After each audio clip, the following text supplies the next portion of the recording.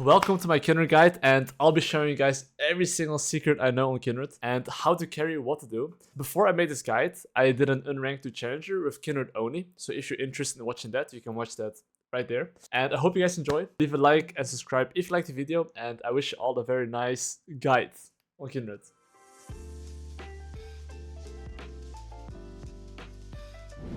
Runes. So let's talk about when should you go PTA and when should you go Conqueror. So I would almost always recommend you to go PTA unless you play against a champion like K'Sante on top lane, Sejuani on jungle. Then if you play against two tanks, you should go Conqueror. But let's say you play against a K'Sante top lane and a Viego jungle and it's a Nami support, you can still go PTA.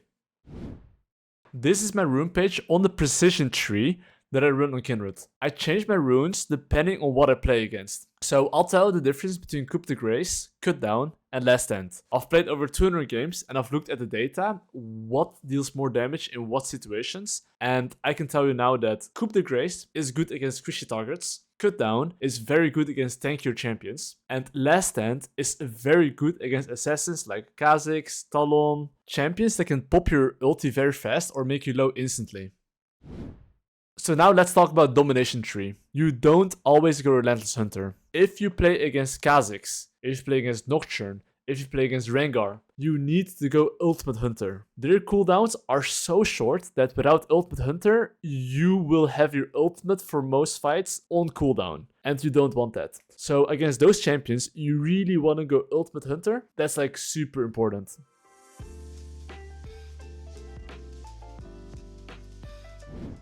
So the next thing I'll be showing you guys is just like how to do a Kindred jump over the wall here. So basically I can show you first how it looks like. It's like this. But basically what you want to be doing is like, you see this like little rock here and here. This kind of meets like the middle ground, you see? So basically you want to click on this grass thing here, like the outer corner. So then you get put in this corner here because it's like that's the wall you can get closest to. And then you basically want to click on this little rock here. You see it's like a split of the rock here, like this little thingy, you know?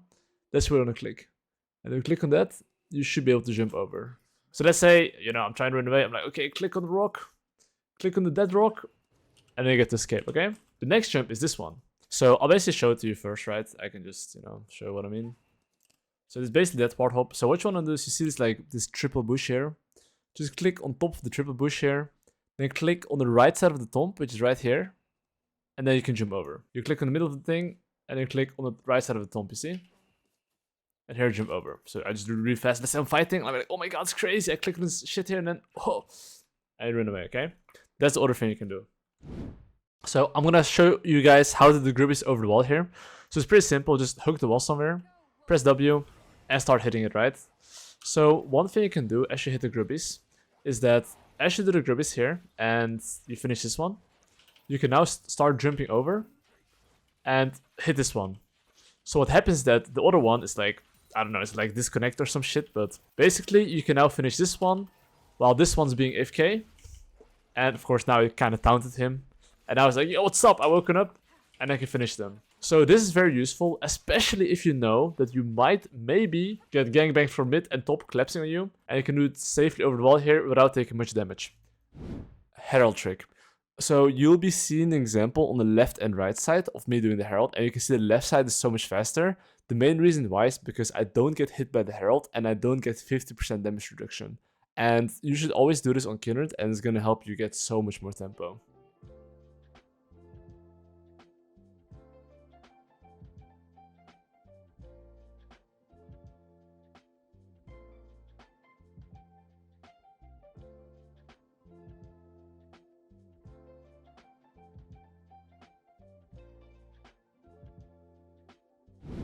So now I'm going to be teaching you guys the AA cancel trick on Kindred, right? So the first way is that you literally press Q, right?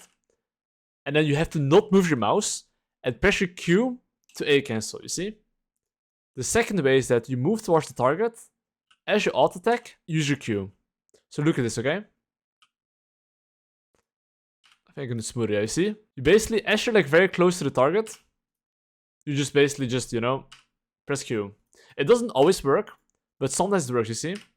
So you can basically do this if you just like move to the target, you stand still and auto attack. Of course, you would have to have the alt attack animation enabled that you stand still and hit, you know? Okay, so now I'll be showing you how to do it on the champion, okay? So, I mean, it's very normal that if you fight a champion, you don't, like, move to a champion, right? But look what I'm about to do here, okay? So see how I'm, like, holding the mouse there and an alt attack? That's what you want to be doing. But the downside of this is that it hits the closest target to you. So let's say that you want to hit the second target behind, okay?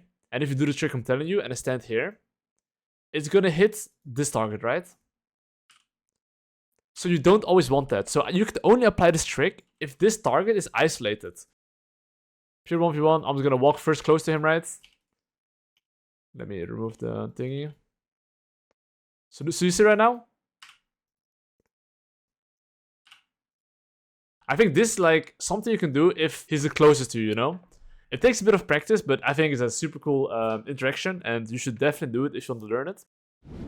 So now let's talk about Kindred Ultimate. Because let's say you're in a very close 1v1 with someone, and you need to perfectly execute him with your E when you're both 1 HP. You might now wonder, what's the perfect timing and how do you replicate it consistently? And there's 2 ways to look at it. Number 1, you can look at the duration of this and see when it's about to expire. Number 2, you can look at this circle in the middle that's about to like align, you see? So what I personally like to do is actually look at this one. But I recently discovered there's a circle. I didn't know about that, you know? So what you could do always, right, is like, okay, look at the circle. And as the circle is about to be completed, alt attack. But here's a crucial part you have to remember. Your alt attack, in the end, is a projectile. So before the circle completes, you can throw your your alt attack already earlier. The farther away you are, the earlier you can do. You see? Before the circle completed, I pressed my alt attack already. Let's say I stand very close like this. I literally have to wait for a circle to be completed, okay? And another thing that's very crucial, usually if you press your ultimate, you have Q as well, right? So what you want to do is time your Q with your alt attack. And if you have smite as well, you could use your smite, Q, and have your E as the less damage, because in the end, it's an execute. So right now you can see an example where I basically use my ultimate, and look when I press my ultimate, okay? I basically press my ultimate as the projectile is flying, you know?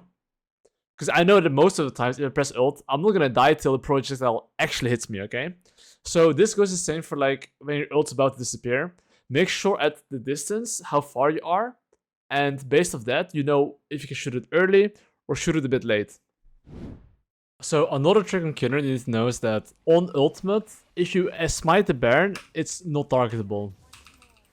Especially low HP. So if you know it's a 50-50 and you know enemy jungle is coming in to smite it, and you're not sure if you win it, press ultimate, the enemy jungle will smite it, and you can always save your smite to smite it after. Here you can see an example of me basically ulting the Baron when Darius tries smite, and here because I pressed my ultimate, he doesn't have smite anymore, and because of that, I get to finish the Baron. Alright guys, I will be explaining you guys the mark system. So if you get 4 stacks, you get 75 attack range, and per stack you get 5% attack speed, 1% current health damage, and on your E you get 0.5 missing health damage extra, okay? So let's say you have 10 marks, you get 50% attack speed, 10% current health damage on your wolf, which deals a lot of damage by the way, and 5% missing health damage extra, okay? And every 3 marks you get extra is 25 attack speed, as you can see. So you might wonder when and where does the mark spawn? At 0 marks, it's 100% gonna spawn at either crabs, okay? So I was gonna spawn forward, you know, and just show you, just to be sure. Like, it's very obvious, but I still want to show you guys. Alright, the mark is here, okay? So after you take the first mark, okay? Where's the next mark gonna go? Now you have 3 options, okay? So after the first mark, it's either gonna be the Scuttle, Raptors, or Grump. And just so you know, when you take a mark, in 45 seconds, the next mark will disappear. But on the minimap, it will still look like usually 15 seconds before it disappears. So usually, if the enemy drone takes a mark and disappears, it's gonna be spawning on 30 seconds on the next camp. So let's say right now, I'll fast forward. So now it's on enemy Raptors, okay? So it could have been here, or on the Grump, right? So what happens after you get 4 marks? It's on either buffs, on either blue buff, or red buff, or on the wolves, or on the crooks. Okay? It's always an enemy jungle. And after 8 marks, it's always like Drakes, Grubs, Herald, Baron, just very big objectives, right? So that's the main thing you need to know about the mark system. And I'll show you as well like how to get more marks in the following examples. This is not Kindred specific, but if you play any champ in general where you can like blue and Grom together and you have the upgraded smite, you can do what I'm doing right here, which is pulling the 2 camps together. And if you pull them together, you can smite. So you basically do your camps faster. And this is pretty important because every single second matters.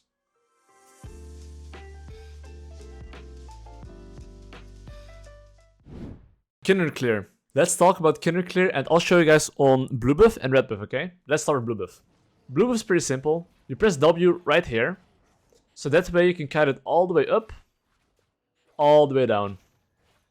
Very important. And don't use your smite. Use your smite at the end.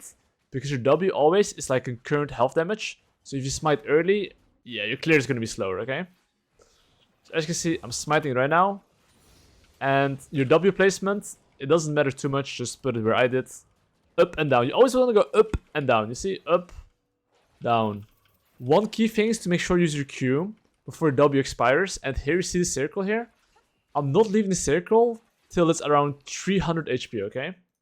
Around 300 HP, it's fine to leave the circle. So now just hit the big one. And same thing. You just kite it up. Okay, honestly, this one, I don't care. I'm just kiting down like this, you know? And now I just keep hitting the big one. And the small ones should follow, you see? I didn't even have to hit it. So now you can QW over this wall here. Hit a few of the small ones. And now hit the big one. Use your E around 700 HP, okay? We see how I'm not even hitting the last one. I hit a small one, then I hit the big one. Why is this? Because your E lasts for a little bit longer. So you basically don't have to actually use it instantly, you know? So my third alt attack there, I actually used on a different target. And on this one, use your E around 700 HP. You see? 700 HP.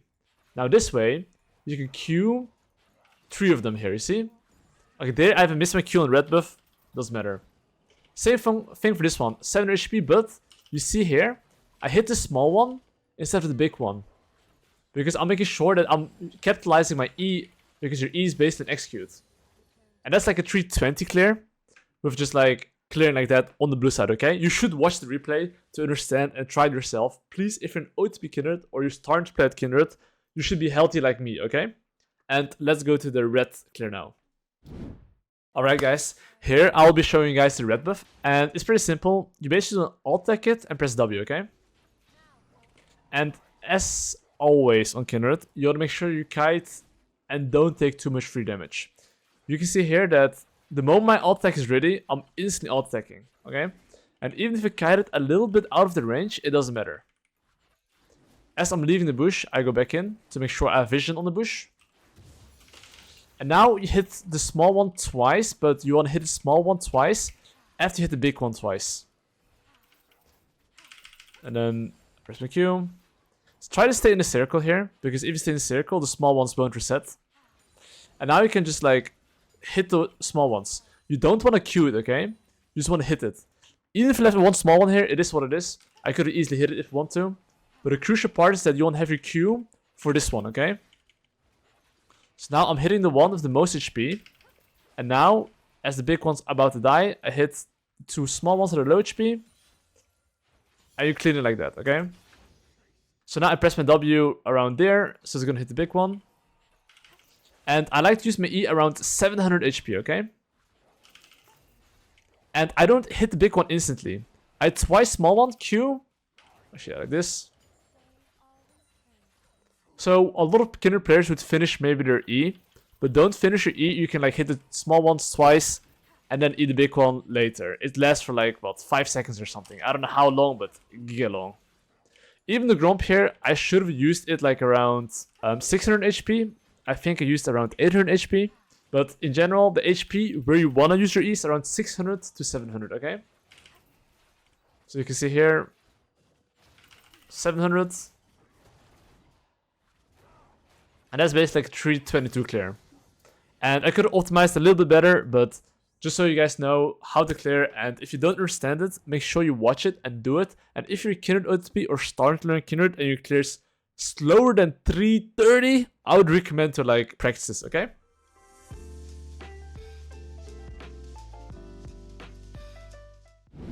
Spacing. So let's talk about what makes Kindred a difficult champion in low elo, and it is spacing, and I'll be showing you guys here how to space the best way, like a Korean challenger, and how you should practice it, okay? So pay attention to my clicks. You see how I'm canceling my alt attacks here? This is because I'm not standing long enough to alt attack, okay? So you need to practice exactly when's the sweet spot that you can click on someone and instantly move without canceling alt attack. Because sometimes low elo you'll see that people cancel alt attack, but that's actually not even happening. If anything, what people do is that they alt attack and stand still, because they don't know when they can actually move. So as you can see here, I'm canceling alt attacks, but now I'm not.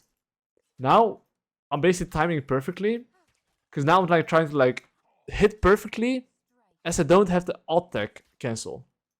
And this is something you have to practice and just check like how fast you can actually shoot an arrow. So this is without any attack speed, okay? But the moment you use your Q, you actually have faster attack speed. My attack speed is 0.84 right now. Now it's 1.6. So it's 1.6 attack speeds per second, basically. 1.06 basically. Now the attack speed is a bit higher. So basically you can actually click a lot faster compared to before. And you should practice this with Q, without Q, and with your first item. So every single time you have an item as well, you should be able to practice and see how fast you can move and click. You need to know exactly the limits, and if you don't know, your spacing will be bad. So you should always try to cancel your alt attack and see how fast you can go. And let's say I use my Q, right? It's legit almost instantly, you see? If anyone plays Graves, you know that Graves can like legit right click and move. With Trinity Force and Q stack, it's almost the same. And let's say I'm chasing someone, okay? It's gonna look like this. That's fucked up.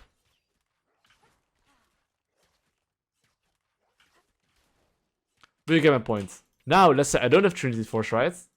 I cannot do what I did previously. You see, I would actually cancel alt text now. It's not as smooth anymore. So I highly recommend you to try this without items, then with Q, then with Trinity Force, and check how fast you can actually hit the move. This is very important. So with an item, okay, your attack speed is obviously faster, so you can actually start hitting a lot faster too, without having to walk too far. If you don't have an item, it's gonna be like this.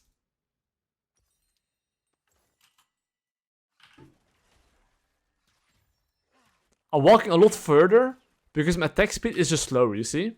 So I highly recommend you to practice this in custom game. So here I will be showing you guys like the spacing of one of the persons I've coached on Kindred, and pay attention to his clicks. You can see here he's just clicking on the Warwick, but what should be happening here is that he clicks on the Warwick and clicks a little bit on the ground, and then he can click back on the Warwick. That is very important, and you can even see here when he like alt attacks and moves, it's actually not as smooth because he doesn't know exactly his limits. So let's play this again, okay, and see how it looks like on a normal speed.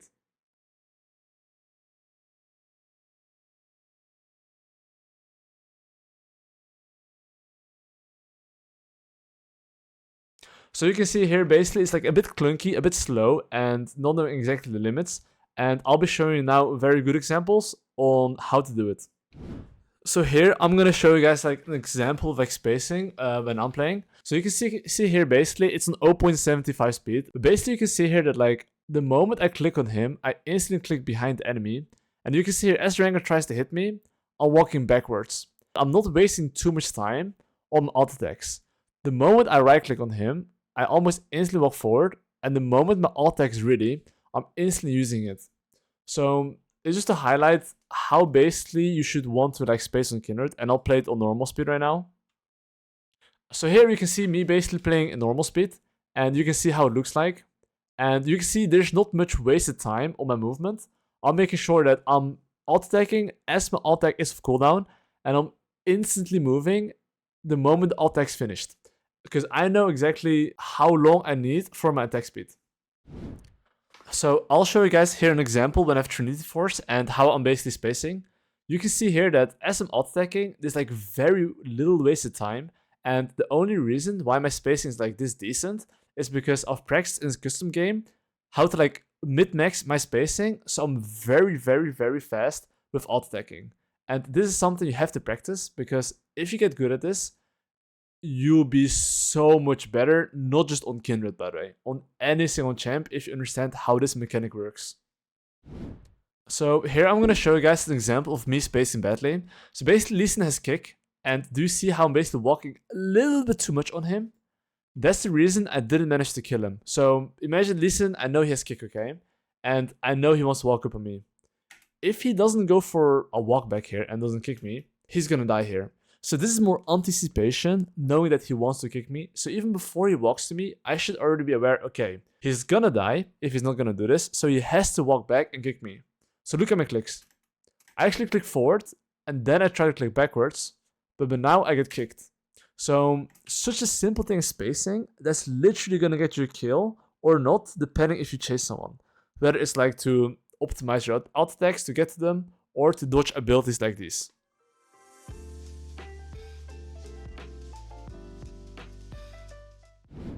Threat assessment. So basically, after spacing, this is gonna be the most important thing, and you have to understand this. Not only will this help you on your other champions, this will help you on everything League of Legends.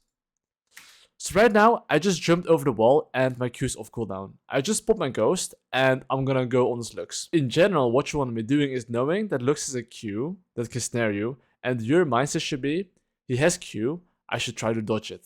But look what I do instead. I literally walked in a straight line onto him, and I'm 100% sure if I managed to dodge his Q, and I moved maybe a bit to the left and then right, I would for sure reach her and she would die here because I have Ghost. But because I actually didn't anticipate that she had Q, as silly as it sounds, I did not manage to kill her here. So it's very important to anticipate, and I'll show you more examples. So look at this example right here. I'm gonna kill the Kalista here, and this time I did anticipate that Lee Sin has a Q. And this might be a very, very small thing, but you can see here I walk into him, then I walk up, and dodge the ability here. And this is super crucial, and I'll show you more examples.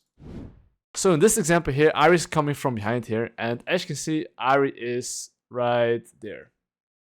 So what's the biggest threat of Ahri? Basically charm. I still have ultimate, but pay attention to my movement, okay? You can see here that I actually stopped auto-attacking, because I basically knew that if I alt-attack and Ahri charms me, I'm dead. So instead of like alt-attacking there, I decided to keep walking to dodge a spell, and then I kill her. So look at this example right here. This is a challenger player playing Morgana, okay? And look at my movement. I basically know she's binding. So instead of alt-attacking there or even doing anything, you can see here I'm like moving left and right, and basically I'm trying to make sure that she's getting dizzy. She did not even use Q me here. So I want to play this in slow motion and break down my movement. So basically right now, instead of alt-attacking her, which a lot of people would do, instead of doing that, I'm actually pressing Q on the side, because I'm anticipating if I alt-attack, she's going to use her Q. So now, I'm not going to alt-attack here, because most people would anticipate, if you're going to go for an alt-attack, that's the time for her to use her Q, right? So you can see here, I'm like doing some dodging movement. And right now, she should have Q'd me. This is the most obvious movement that I couldn't actually dodge. But she decided to basically not Q me because she choked, and the movement was too good, I guess, you know? But basically, you can see here that I prioritize dodging her Q, and that's going to help me win 1v1 a lot harder. And it's very important to understand this for every single champion. So if you don't understand what some champions do, I highly recommend you to learn that. And this is why people in low elo really struggle with Kindred, because their spacing and threat assessment is bad, not just in the 1v1, in teamfights, and in the future I'll be showing more examples. So let's look at threat assessment in like a small teamfight. So basically, I want you to pay attention to their spells. Lux uses Q, Syndra uses QE. And right now I see Viego appearing on my screen with his W. So knowing that if Viego has W, I will look to flash over it. And because I just flash over it, I don't get CC'd, I kill 2 targets, and I kill the Syndra as well. Such a small thing, right, is so important in Kindred, and sometimes in a lot of fights that might just cost your life. I would really want you to think about what's the key threats in enemy team, and you have to think about this before the game. And if you do so, your games will be a lot easier if you think about it, okay?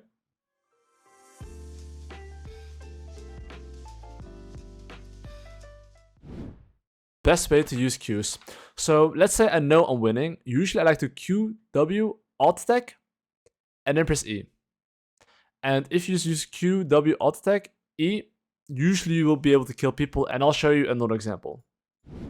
So in this example here, I'll be going Kalista. You'll see here that I Q, W, alt attack, then I press E. In this case, I have a lot of items, so I can one-shot him.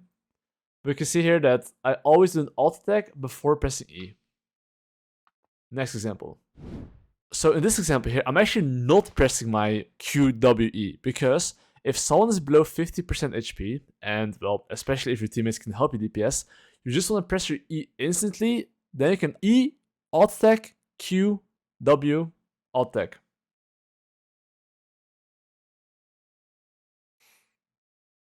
And you can see here, I basically just execute him. So especially if target's below 50%, you can just like E, alt attack, Q, W, alt attack.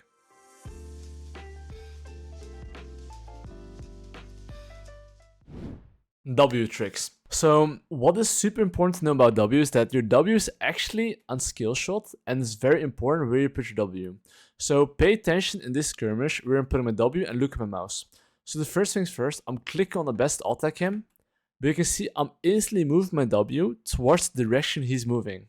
And it is very important because you want to have your W as far as possible, and especially at the direction they're running towards to.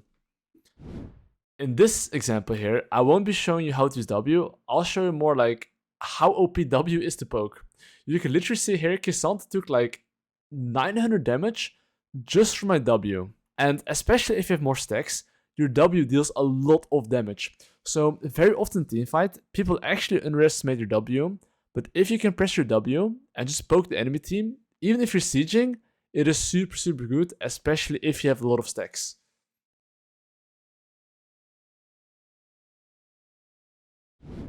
Another example with W usage. So in this skirmish here, you can see that like the moment I press my W, I'm making sure that my W is still intact and I'm not running out of the circle.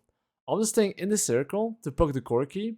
And you can see here, my W dealt 433 damage, and I have 6 stacks at the moment. Make sure to utilize your W properly and don't underestimate it. It is one of your most OP spells, especially if you have your W activated. Your Q gets lower cooldown too.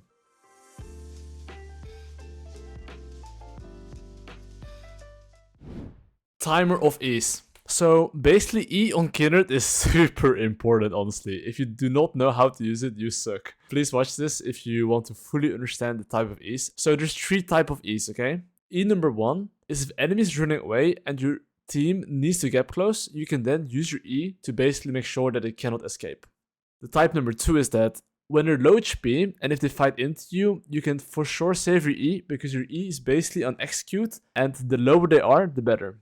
E-type number 3, if you don't win 1v1 and you have to use your ultimate first, you should save your E and use your E after to execute them. So now let's talk about thresholds. So what's the best timing to use the E? And this is so key, okay? So if they're around 25 to 30%, you want to use your E if it's a tank. You want to use your E around 40% if it's a 1v1 and a squishy. You want to use your E around 100% if your entire team can start hitting and your team deals damage. And I'll be showing you guys right now some examples on how to use your E and why I'm doing it. Example 1. So right now, pay attention to when I'm using my E on my Salas, okay? I consider this champ a squishy. So right now it's 50 to 40%, and that's the perfect timing. I use my E, and as you can see, I'm perfectly executing him right here. Example 2 here. I am playing against the Galio, and this guy is low-key a tank. So you can see here, I'm holding my E as long as possible. And even right now, he's like, what, 30%? Now I started using my E. And even then, he still didn't get one shot. But you see, that's why around tanks, it's for sure 25 to 30%. Example 3. So right now, I'm playing as a Swain, and you can see here, I'm using my E, and he's around 40%. And I need like 2 more hits to kill him, so around 40% is pretty decent. Example 4. So right now I'm going on a Cho'Gath and he's low-key a tank, and look when I use my E here, okay? Since I'm behind the enemy team and he can't escape, I use my E around 50% because I do know that my Echo is gonna come close and I don't have to use it at 25% because I do know if my team can help me and it's a tank, usually you can use around 50 to 60%. So the next example here is like I'm diving a Rel here, okay? So Rel here, I basically use my E instantly because my Twitch can deal damage, and even if he's healthy, my team will basically nuke him a bit lower, and by the time I deal 3 auto attacks, it's perfect. So this is what you need to know about E, and this is so important to know, and if you know how to use it perfectly, you will be smurfing.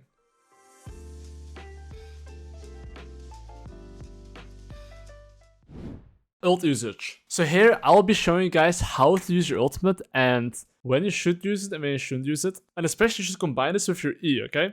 So right now, just to show you guys, there's a cannon here, a cannon with an ultimate. So the question here I'm asking myself is, can I kill cannon before I have to use my ultimate? If the answer is yes, I can use my E. If the answer is no, I shouldn't. So right now I know very likely I'll have to use my ultimate before. So you can see here I'm not using my E, I'm holding it, okay? So they're dropping everything on me. And as I know I will have to use my ultimate here, I'm using at least 2 or 3 ult attacks before I use my E, because with one attack speed item, you can for sure deal 5 hits, okay? So I hit him twice. After I hit him twice, I'll hit him twice more. And now I need 1 more stack from E. And one thing you really want to do is like, you want to Q, and then you want to press your ult attack, ideally. Not like only ult attack, usually Q ult attack. So you can see here that like I'm timing perfectly my ultimate with my E. And I'll show you right now how it looks like again, okay? And this is knowing like your limits on the champion. If you don't understand this, I would just die here. I would just use my E now and I won't have damage to execute them and it's bad. So now you can just look how it went. And you can see here I use my Q right before my ult disappears and execute them. And I'll show you now another example. So in this example right here, I basically see a Viego, and what happens here is that I'm chasing the Alistar, and I've used, well, most of my abilities. And right now I already recognize, okay, even if I E him, I cannot kill him. And because of that, I'll press my ultimate first. And then, as he's in my ultimate, I'm doing 1 ult attack. Then pressing my ult attacks here, 2 more. And now I can basically Q execute him, okay? When I see his W here, I was afraid, okay, if I actually like Q forward and ult attack him, I might die. So I would have liked it if my trash kept vision on the Viego here. So I could ult attack him here. But I lost vision here. But ideally, this is something you want to do if you think you lose the 1v1. And that's the best thing you can do. And I'll show you now another example. So in this example here, I'm playing 1v1 against Kha'Zix. In general, you do not win 1v1 against Kha'Zix, right? So you can see here that I tried to like ult and execute him with my E. But he managed to run away, right? But every single time you know that you don't win a matchup, you need to basically just like pop your ultimate. And I tried to, of course, deal as much damage as I can. And yeah, you know. But yeah. You can see here basically how it works with the ultimate, and you need to know when to execute people and if you win or not. I'll be showing you guys as well like the matchups on which matchups you win and which matchups you don't and how to win it as well, okay? And this is going to be a very good one. If you're not that experienced, this is super good.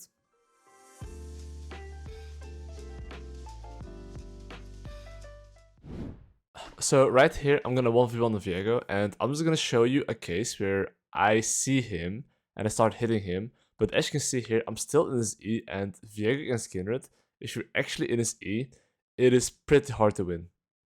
So right now he killed me, and the only reason he won is because he was in his E. So now I'll show you an example where he wasn't. So in this example here, you can see that I'm kiting Viego out of his E. So right now he doesn't have any attack speed from his E, and look at the difference on how easy I actually win this. And I wouldn't say this is even close. And this is how you have to win against Viego 1v1. So this is a 1v1 that I'm playing against Graves, and as you can see he already has 6 stacks. So even though Graves has 6 stacks, he doesn't win as long as you hold your E properly. And yeah, it's like pretty much not losable. No matter what, 1v1 against Graves, it's just free matchup.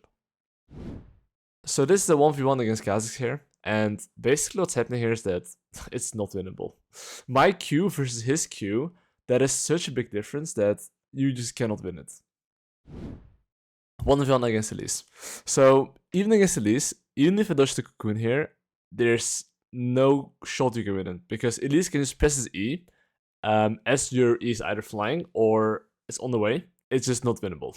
I've played this matchup often, it's just not winnable. If you see Elise, just run. Don't even try. Kindred against Lee Sin, this matchup is actually winnable, but if you want to win this matchup, you have to flash his second Q. If you don't flash his second Q, you lose. But if you manage to flash it, you can actually win this matchup.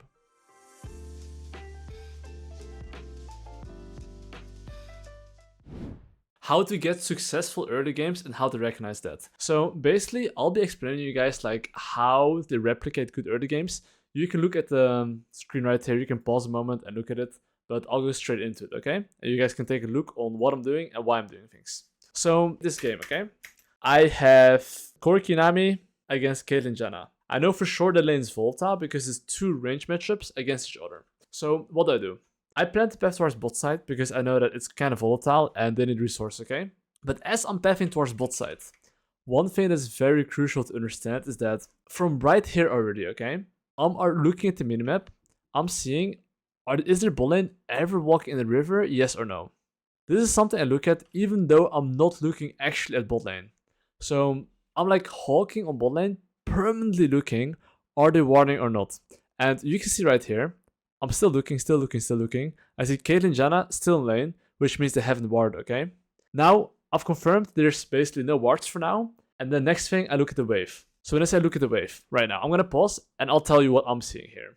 If they're gonna instantly hard push this wave and blow it in, there's zero reason for them to stay under tower. If they hit it a little bit slow, then there's actually an opportunity for me to gank. So now I've confirmed no wards. I've confirmed they're not like hard pushing it. So as right now, I can tell that they try to poke a little bit, and now there's no wards here, okay?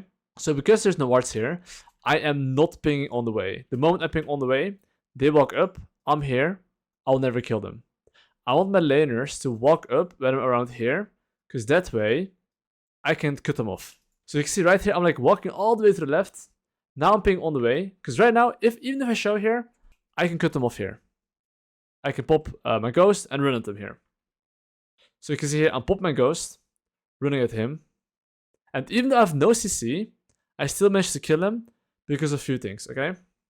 One, I recognize whether it's volatile. Two, I recognize wave states if it's gankable. Three, I knew about their vision. And four, gank execution is like, you know, when they're deep, not pinging on the way, walking behind them. And these are the things that lead to a successful gank, and I'll be showing you guys more examples. This is one of my favorite tricks. I really love this trick, where I actually get a bot lane leash. If you get a bot lane leash, what's gonna happen? Enemy bot lane pushes. If they push, their wave is bad. If they don't push, my bot lane actually leashes me, so I'll be much faster, and then I can just path towards the top side, right? But usually what's gonna happen is that if you get a bot lane leash, their bot lane thinks, oh, maybe he's pathing top side. But I do the exact same thing. Are they warding? As I'm doing my raptors here, okay? I'm now paying attention before I finish my raptors. Okay. Are they warding? Yay or nay? And of course, there's a ward here.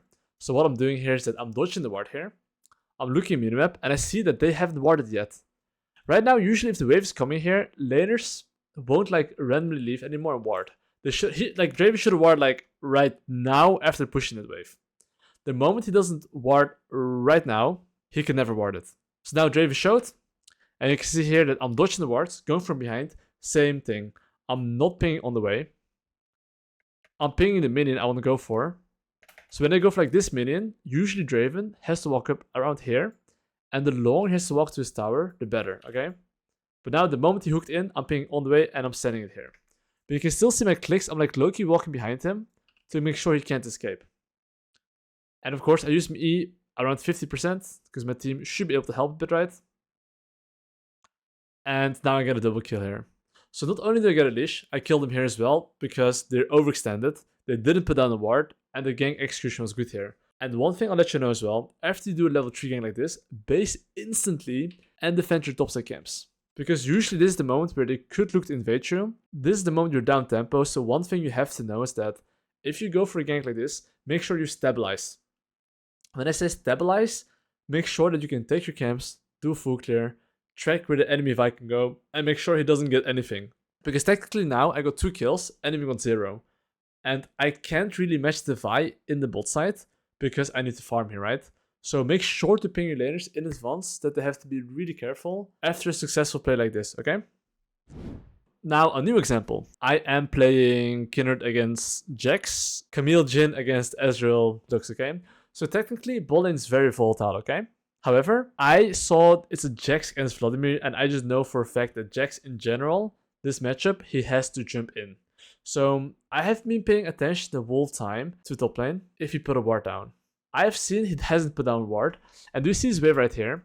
What I'm seeing is that if he doesn't go for ward right now, he's probably gonna lose this or this minion, which means that he's probably not gonna go for ward. Laners are so fucking lazy.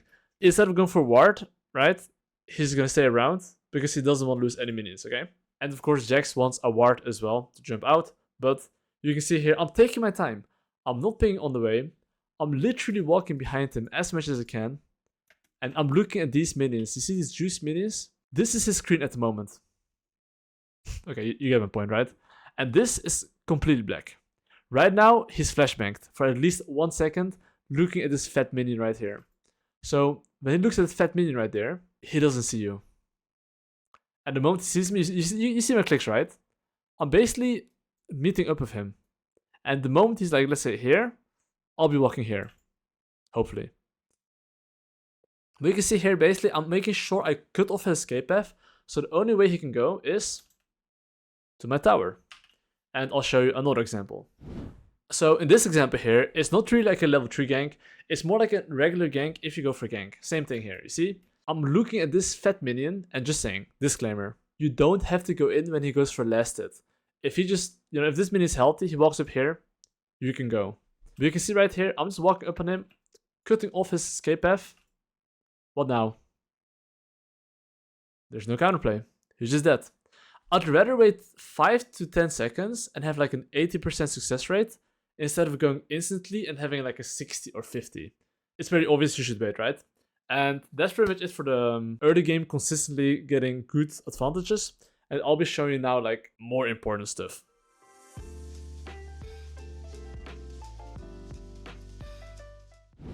Alright guys, so this will be the last part of the course, the guide basically, where I will be explaining you guys in a POV VOD what I'm thinking and why I'm doing certain things, okay? And just like with the help of all the videos that you've seen previously from this little Kindred guide, you'll understand a lot better what I'll be doing, okay? So I mean, first things first, I'm getting a ball and leash because I want to see if they play aggressive, okay? Maybe I can gank them, maybe I cannot. But you can see here, I'm getting a ball and leash, and my ball lane actually gets the push, so I don't have to gank them. But imagine Ziggs Jarvan start to push, I would actually, probably gank their lane, jump over wall. But remember, if the enemy Nico put down a ward here, you should never walk this way right here. Like this, You should never do that. That is really bad. So right now, I'm basically just farming. And as I'm farming and pathing towards top side, I have looked at top lane. And I'm pretty sure that I've seen in the early game that he put down a ward right now, okay? So because my top lane pinged, he put down his ward there. I already knew that he doesn't have any wards. So what do? I'm skipping my camps, going instantly top lane. And why can I skip my camps here? Because think about this. After I gank top lane, it's a lot harder for him to retake my top side camps, right? I can always kill top lane and go back to my top side camps. The most important thing is that you took the weak side, which I did, okay? You can go for a gank if you took your weak side and you don't lose those camps, usually. And look how I gank, okay? I know he has no wards here. So I'm taking my time walking around here, okay? So one thing I didn't like as much is that my Jax went in a bit too early. I wasn't actually completely ready yet. So I think I didn't manage to kill him here. But one thing I do want to highlight though, is look at my spacing, okay? I'll play it in slow motion. You can see here, like, as I click, I try to click as fast as possible. The moment I can instantly, see? I'm trying to not waste too much time, and you should really practice in custom game. This is really important. And get comfortable with it, okay? I'll just now play a bit further. So this is actually a little trick. So I know he put on his ward, okay? So see how my ward is like, I only have one trinket right now. It basically means that he only has one trinket as well. knowing that my trinket is on cooldown still, the second one, it means he doesn't have one either. So what I do here, knowing his wave is bad, I'm doing the exact same thing, but this time he's really deep. So you can see here, look at how I walk, okay? I'm basically trying to cut off his escape path, and we're gonna meet each other. The moment he walks back, I'll walk this way. But I'm making sure that he's not running away to this side. Because think about it, he can only run like to this direction, right? And I'll play in slow motion just so you can see like more clear on what I'm doing. And now I killed him. So after I kill in general, okay, I will always think, okay, do I need to base? Do I not need to base? Basically, I'm very close to my topside camps, so don't base here.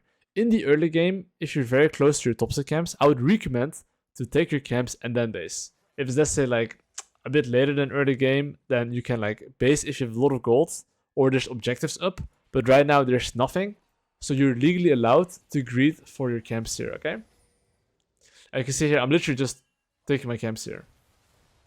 I tried to help my mid laner here, I couldn't. I just took some mid lane farm. I don't even think this was that good. I should have just taken my wolves here. Because availability is more important than trying to take mid lane wave. Mid lane wave doesn't give you much anyway, they nerfed it a lot. But you can see here, I'm not even basing here. Why is that? Why am I actually not basing here? Usually I prioritize availability, but because I gank top lane and I haven't cleared my camps yet, and my camps are literally respawned right now, and my bot lane should be fine, my mid lane should be fine, my top lane should be fine, I'm legally allowed to clear my raptors, golems, base, and play for this objective. Because what's the point of basing, clearing my bot side camps, when I want to play for top side? Remember what I always preach? Always take your weak side camps, also known as my bot side camps, because I want to play for the Herald right here. Sorry, for the Grubbies. So basically here, I'm taking my bot side camps, and here's the crucial part. I am now just thinking, what can enemy jungle do? You can see here, my Jinx or Tom Kench is ping on the way here. I have 1.5k gold. If your team is pinging, go Drake. Don't do it. I already made a game plan, and I know that my game plan is better here. So you can literally see here, my bot is leashing it, and I'm like, careful, don't do it. I'm like, hell nah. Because do you think that your laners know that I have 1.6k gold? They don't, okay? You know the best how much gold you have, what you want to play for, and what the bigger picture is, okay? And because I didn't go for Drake here, my availability becomes good. And you see top lane? I want you to look at this. Think from enemy POV. Cannon sees this guy being this low. You think Cannon's gonna base? He won't. So the first thing I'm gonna do here is sprint towards the top side and make sure I can match their play here. So you can see here, I'm making sure my Jax can go in the tower. And I will break this down how I play this. It's nothing too crazy, but I'll just play it in slow motion so you guys can see it. So in general, I have someone that can help me nuke the cannon, right? I have a general rule that around 40% if it's 1v1, you want to use your E. But currently I do have items, and it's kind of early game, so you can easily use it at 50%. If someone else is helping, you can easily do it at 70%, okay? So let's see. I think I alt attack, and now I press E, I believe. I Q, W, alt attack, E. And now I just finish him off, you see? That was like perfect. I used around 70%, my Jax just alt attack W, boom. So I just got some nice free kills, right? And I have 700 gold. It's not like I need to base. I'm still very strong here. And I can do the Grubbies here, okay? So as I'm doing the Grubbies here, I basically see someone contesting soon, I believe. Or maybe not. Yeah, here they contest. So the most important thing as Kindred that you have to understand is that what a big threat. Jarvan EQ, Rengar full combo on me, okay? So here I'm like walk a little bit up because I'm confident that I can like walk a bit up here and walk a bit back and I won't get one shot. I'm like low-key trying to bait him in because I know that like my echo's coming in here and I'm pretty strong here. And I have Tom Kench with me, okay? And there's like a wall close to me so I can easily jump over if I want to. And you can see right here, the echo's coming in and he's afraid of the echo collapsing him. And I'm fighting now, okay? But you can look at my clicks here. You see I'm trying to like hit move really fast. This is something you have to practice. I will repeat it. It's like really important on Kindred. It's like you're playing an AD carry. So what's my game plan after I killed the enemy team here? And this is where fundamentals matter a bit. Because right now, I have 1.3 gold. Enemy Rengar just respawned from base, spent all his gold. Technically, on paper, Rengar should be stronger than me. Even though I got more kills. I've spent like 1.2, 1.3 gold, okay? Whereas this guy, straight Dirk, Longsword, and Boots. Even though I'm 4 kills. So this is the moment where I have a defensive mindset. Where I'm thinking, okay, I really want to base. I want to take my toxic camps, base as soon as possible. And I'm thinking about these things. 1, what do I want to play for? 2, where's enemy jungle? I now have a defensive mindset because I need to base. As long as enemy Rengar doesn't get anything and my team can stabilize, which means that they can kind of chill till I finish my camps, is really good. Pause the video right now and think. After I take my wolves here, would I base, yes or no? Pause the video, please. I'll show you my items and I'll show you my gold.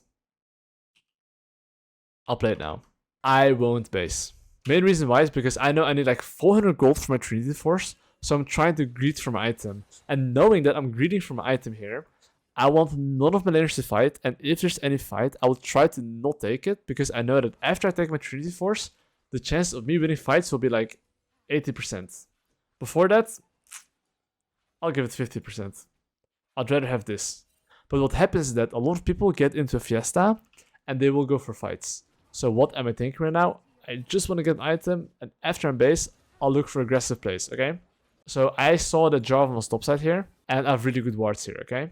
So I think I needed like a little bit more gold. I need like 60 more gold. So I was like, fuck it, I'm doing the Drake here. But my mindset the whole time here is, okay, I really want to base, I don't want to fight. I will just ping what the enemy Rengar can do, and I want to get my item power spike. So let's say bot lane's fighting, mid lane's fighting. Honestly, I would even recommend to like just ignore them, base, get your item, and wait for the next best opportunity. Because in solo queue, there's always 1 kill per minute. If you join the shit show without buying any item, you might miss out on an opportunity on the top lane, you know? So you remember this Drake scenario where I knew I needed to base here? Here my body won't do the Drake. Because I didn't do the Drake here, okay?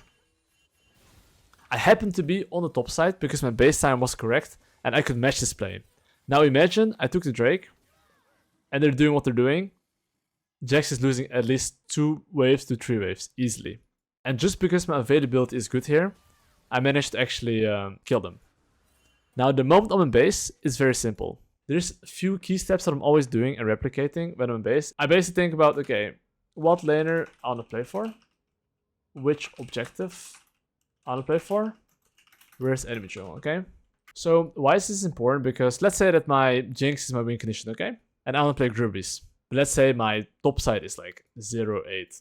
Do I really want to play for the Grubs without my Jinx? If yes, you can go for it. But what are the chances of you winning that? I would say it's pretty low, right? So what you want to be doing is ideally either your Jinx is rotating, and if it's not there, I would recommend you to just give this trade into bot side.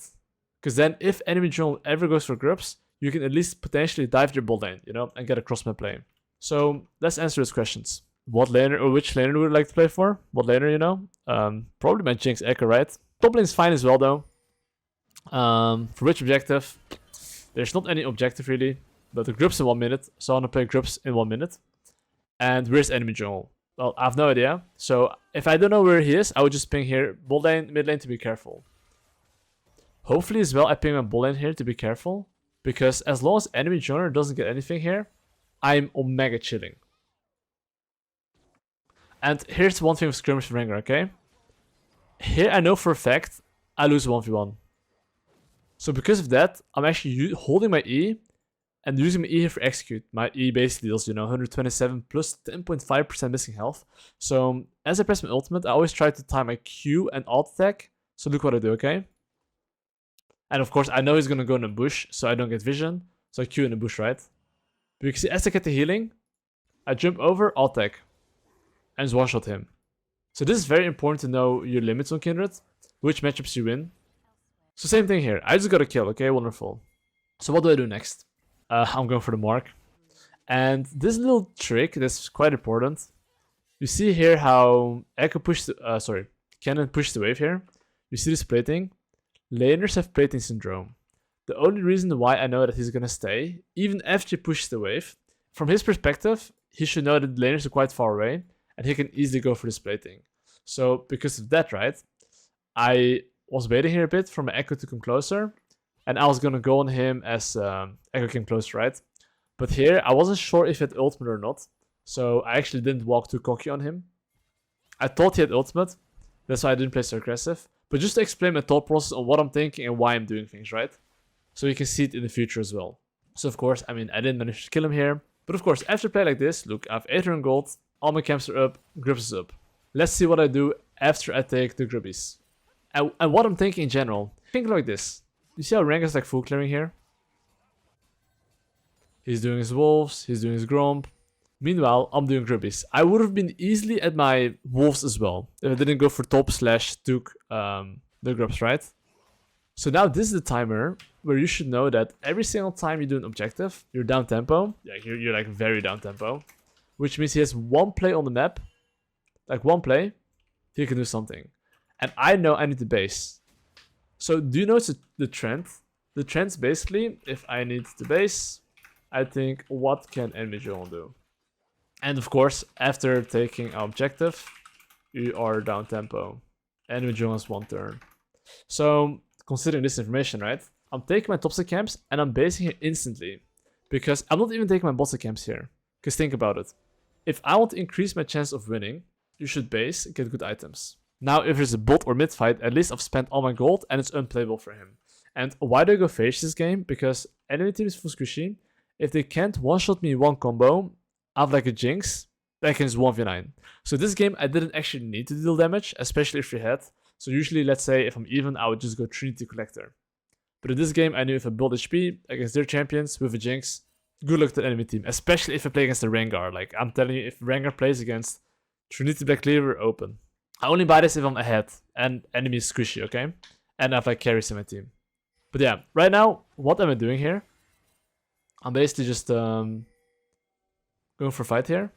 And I just want to highlight just in general how I'm playing this situation, right? He presses ult, stay out of range. And you see someone's TPing here, okay? When I see someone, I know he has like Q, W, E. So see how I'm moving? From Zig's perspective, he thinks I'm going to walk in a straight line, right?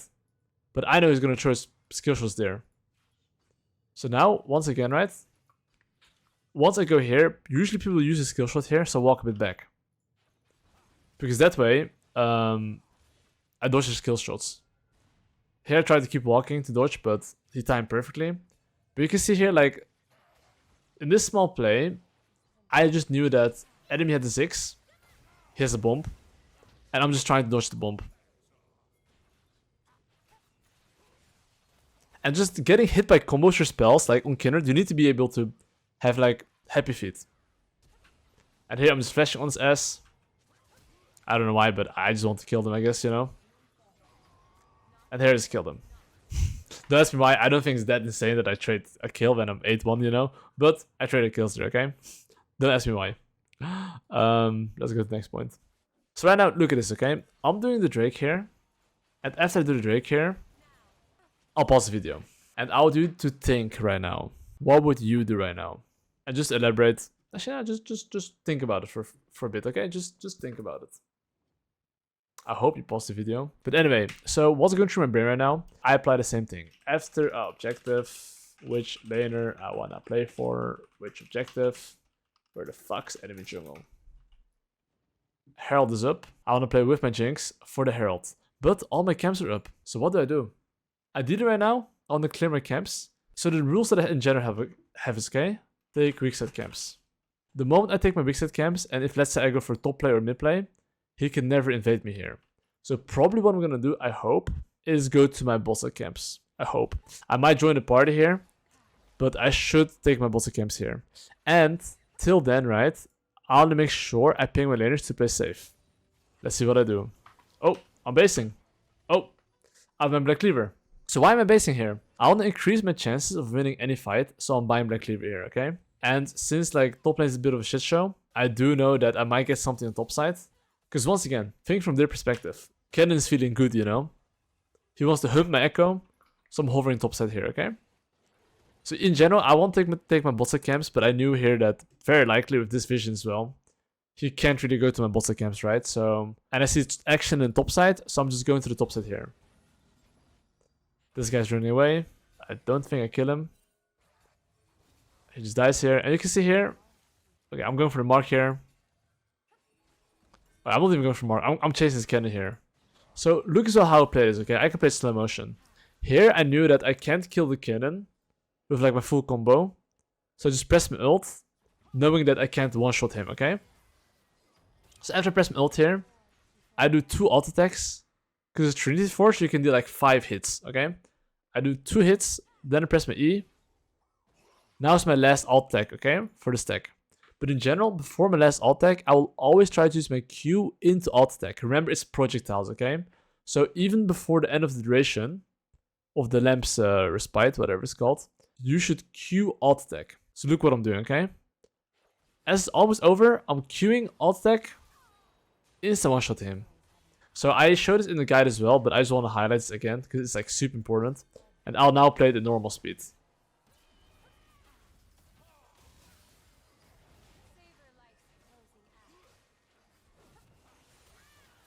And timing this is like very important, okay? Like after we killed him here, right? I'm pretty sure that I inted here a bit, but that's fine. But now I'm in base, okay? This is a crucial part. So the moment I'm in base, okay? And as Kindred, you need to understand this. You see how my top lane is here, my Echo is here, my Jax is here. It's the same principle. What laner, which objective? We're enemy jungle. Let's answer this. Which laner? Jinx / TK, whatever, it doesn't matter, okay? In general, I want to play my bot lane. Which objective? Herald. We're enemy jungle, I don't know. Knowing this information, your job as a jungler is to ping whoever is like crossing this line.